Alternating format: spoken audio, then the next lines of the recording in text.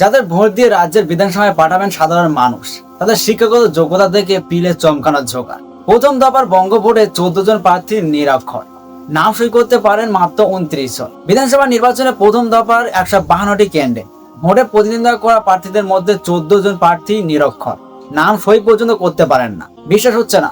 বিশ্বাস না হলে দেখুন। যাদের ভোট দিয়ে রাজ্যের বিধানসভায় পাঠাবেন সাধারণ মানুষ, তার শিক্ষাগত যোগ্যতা থেকে পিলে চমকানোর জোগাড়।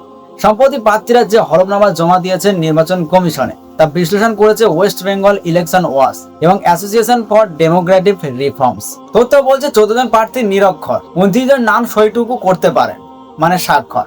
ভোটে লড়া প্রার্থীদের মধ্যে পঞ্চম শ্রেণী পাশ করেছেন 32 জন, আর অষ্টম শ্রেণী পাশ করে নির্বাচনে দাঁড়িয়েছেন 180 জন। এই তথ্য দেখে অনেকেই হয়তো ভুরু কোঁচকাবেন, তবে এখানেই শেষ নয়। ক্লাস 10 পাশ করে এবার ভোটে দাঁড়িয়েছেন 246 জন।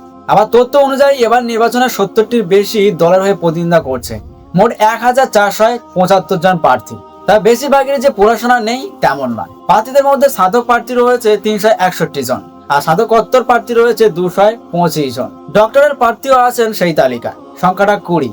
এবারের এই প্রার্থীদের বয়সসীমার ভিত্তিতে যে বিশ্লেষণ করা হয়েছে, তাতে দেখা যাচ্ছে প্রথম দফার ভোটে 25 থেকে 30 বছর বয়সী প্রার্থী রয়েছে 103 জন, 31 থেকে 40 বছর বয়সী 347, 41 থেকে 50 বছরের মধ্যে রয়েছেন 453 জন প্রার্থী, 71 থেকে 80 বছর বয়সীদের মধ্যে রয়েছে 49 জন, এবং সবচেয়ে প্রবীণ 81 থেকে 85 বছর বয়সীদের মধ্যে 2 জন। এবার লড়াইয়ে 1475 জন প্রার্থীর মধ্যে পুরুষ প্রার্থী রয়েছেন 1308 জন, আর মহিলা প্রার্থী 167 জন। এবার মোটে 466 জন নির্দল প্রার্থী প্রতিদ্বন্দ্বিতা করছে। তবে এটা কেবলই প্রথম দফা নির্বাচনের প্রার্থীদের হলফনামা বিশ্লেষণ করে পাওয়া তথ্য। নির্বাচনে লড়া প্রার্থীদের শিক্ষাগত যোগ্যতা নিয়ে প্রতি বছরই নানা প্রশ্ন উঠতে শুরু করে।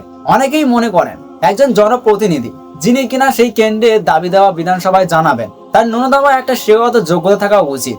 তাই নির্বাচন কমিশনের উচিত এক্ষেত্রে একটা নির্দিষ্ট যোগ্যতার মাপকাঠি বেঁধে দেওয়া, কিন্তু আজ পর্যন্ত সেটা হয়নি। ওয়েস্ট বেঙ্গল ইলেকশন ওয়াচের রাজ্য সংযোজক উজ্জয়িনী হালিম বলেন, আসলে আমরা চাই প্রার্থীদের হলফনামার সংক্ষিপ্ত বিবরণ ভোট কেন্দ্রের বাইরে ডিসপ্লে বোর্ড প্রদর্শন বাধ্যতামূলক করা হোক, যেখানে প্রার্থীদের শিক্ষাগত যোগ্যতা উল্লেখ থাকতে হবে, যাতে মানুষ ভোট দেওয়ার আগে দেখে নিতে পারে প্রার্থীর শিক্ষা কতটা, সেই মতো বিবেচনা করতে পারেন তারা।